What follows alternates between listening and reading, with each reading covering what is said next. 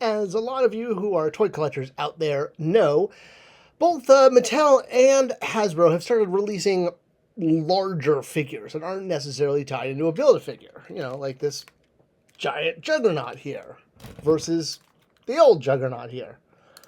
Well, the fact that we're getting non-Build-A-Figure Build-A-Figures is something to talk about because maybe the only way you can actually experience true scale for this fictional universe is that we love so much.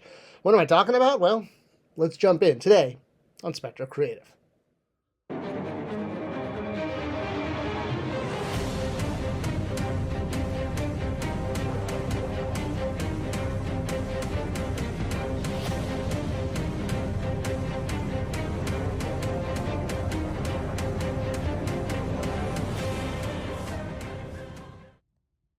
Hey everyone, welcome back to Ye Old Spectra Creative channel with me, your host, Scott Toy Guru Nightlick, and you, the watcher, because, this channel is a two-way thing. That's how mediums work.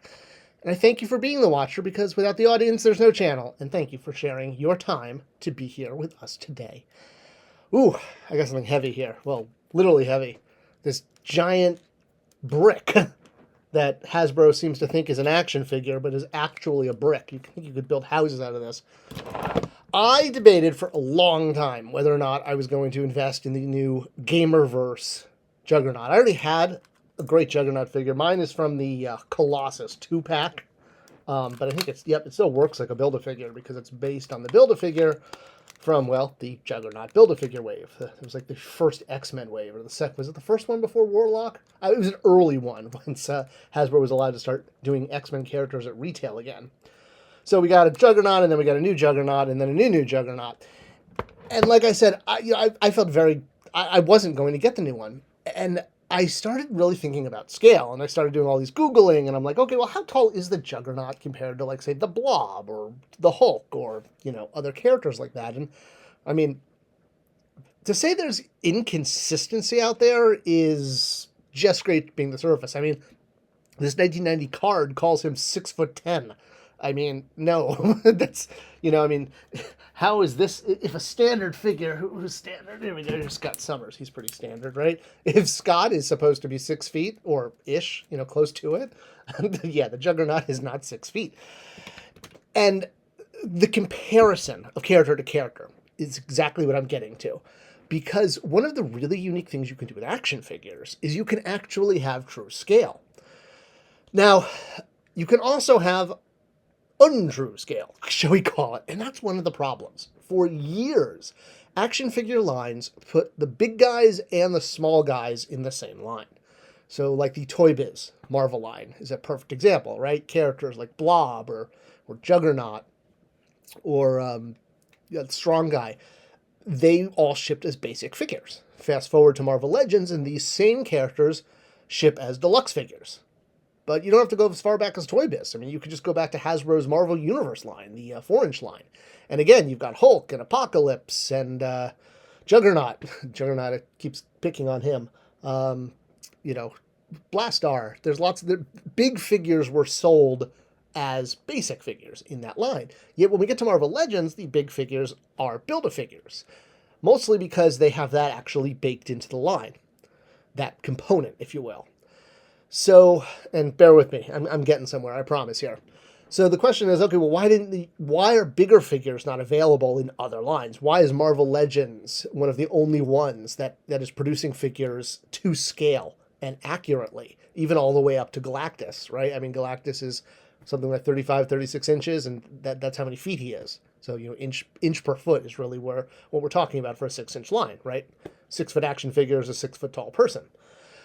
So, yeah, having Galactus at 35 inches makes him 35 feet tall, which is accurate to what he is. Although, again, Juggernaut's card called him 6'10", so what's that going to tell you? And, of course, you're dealing with the fact that lots of comic book artists draw characters in inconsistent scales. Yes, Rob Liefeld, I'm looking in your direction. So, there's a lot of problems with scale, and, again, okay, so now let me go back to the point I was making with some of the previous lines like Toy Biz and the Marvel Universe Hasbro line, why they didn't have bigger figures, or rather the bigger figures shipped as basic. There's not enough of them. You got Hulk, basically, maybe Juggernaut. Beyond that, there's not too many kind of A-list characters that the public knows that are larger.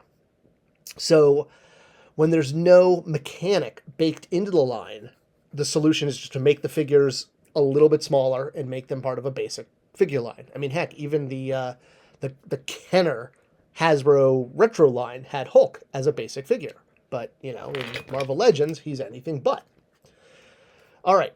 So that's kind of why certain lines need to shrink bigger figures down to basic, because there's just not enough to make up an assortment. With Marvel Legends, what they're doing is they're doing one-offs that are replacing the Build-A-Figure.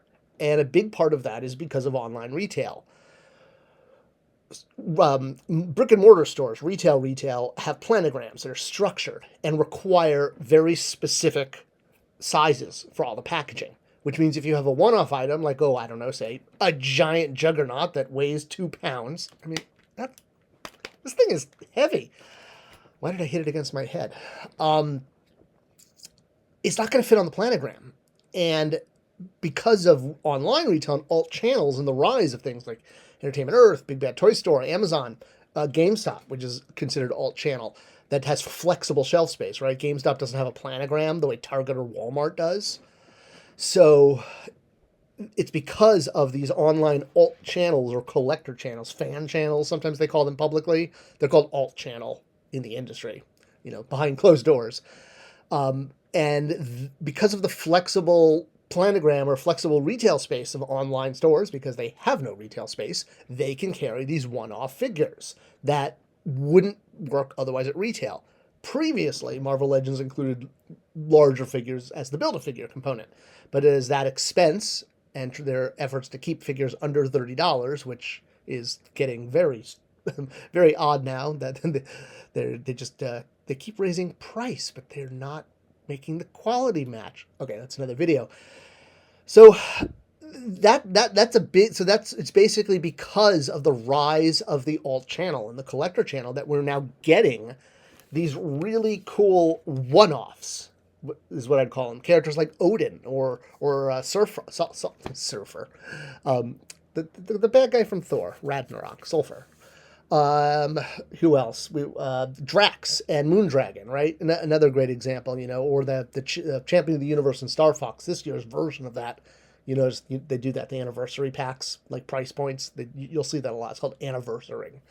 But yeah, those packs wouldn't fit at retail because they don't fit on the planogram. So the bigger figures can now be as big as they need to be, and the packaging can be as big as it needs to be, and the price point doesn't have to match a planogram price point because of alt channel. And that's why we now are getting a Juggernaut that is way bigger than a Juggernaut we really should have. But man, that is scary.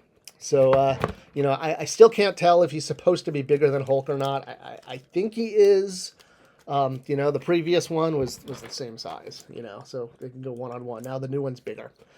I guess we'll have to continue to debate that with playing cards if they come out with another set one day. Do they still make playing cards? Or not playing cards, you know, trading cards. They don't. That's the answer. All right. Well, I hope this answered your question about why we're getting all these one-off scale figures, and it's because of changes in the market and distribution. It's amazing how that can drive product development. Thanks for watching. Thanks for sharing this video. If anyone else you know would find this information interesting, please do. It's the best way to support this channel. Thanks for watching. See you in the next one.